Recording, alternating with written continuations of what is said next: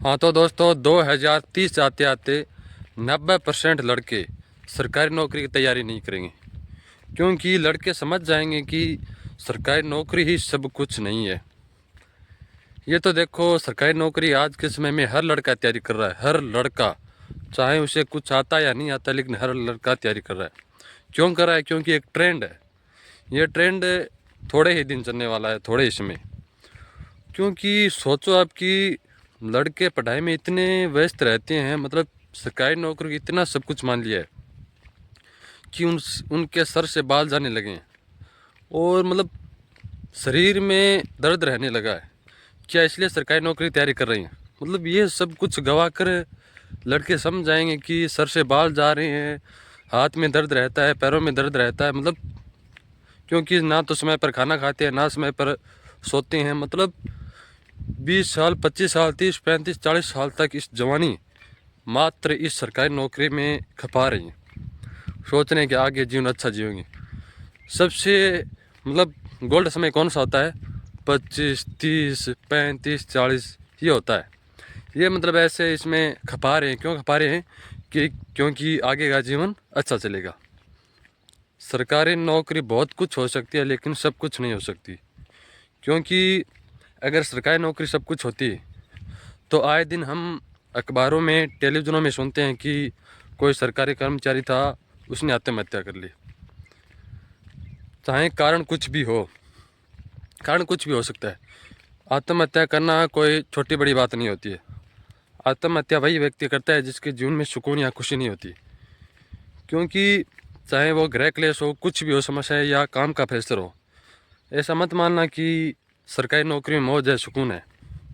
हकीकत में मतलब आज के समय में अगर अब इसमें आप बोल रहे हो कि अगर सरकारी नौकरी लग गई फिर तो मौज ही मौज है। अगर सरकारी नौकरी लगने के बाद भी मतलब जीवन में सुकून या खुशी या मौज नहीं है, तो फिर क्या करोगे? फिर क्या चिंता, डिप्रेशन ये होगी कि यार इसको बहुत कुछ माने थे। ये कहावत है कि जिसके पीछे आप भाग रहे हो, अगर वो मिल गया, जिसे आप सुकून कहते हो, अगर वो मिल गया, उससे भी आपको अगर सुकून नहीं मिला, तो फिर क्या करोगे? मतलब ऐसा मत मानो कि सरकारी नौकरी लगने के बाद फिर मौज ही मौज है। आज के समय में अच्छा स्वास्थ्य और एक अच्छी पत्नी मिल जाना, बस। डॉक्टर से बच जाओ, आज के समय में पुलिस से बच जाओ, वकीलों से बच जाओ। आज के समय में आपसे बड़ा कुछ नहीं है, आपसे खुश इंसान कोई नहीं है। क्योंकि मैं ऐसा नहीं कहता कि सरकारी नौकरी की तैयारी मत कीजिए, केवल इतना बता रहा हूँ कि सरकारी नौकरी सब कुछ मत मानिए। सरकारी नौकरी की तैयारी कीजिए, अगर लग रहे हो तो बढ़िया, नहीं लग रहे हो तो कोई बड़ी बात नहीं है।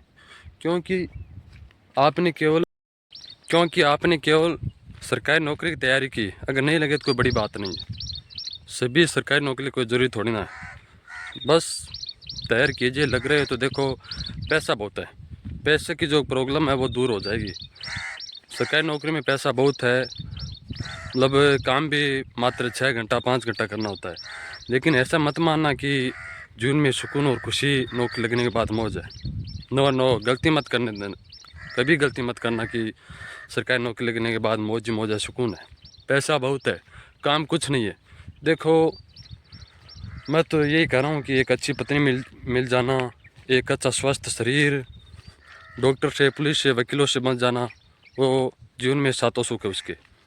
सरकारी नौकरी तैयारी कीजिए, लेकिन बस सुकून और खुशी को तलाशिए।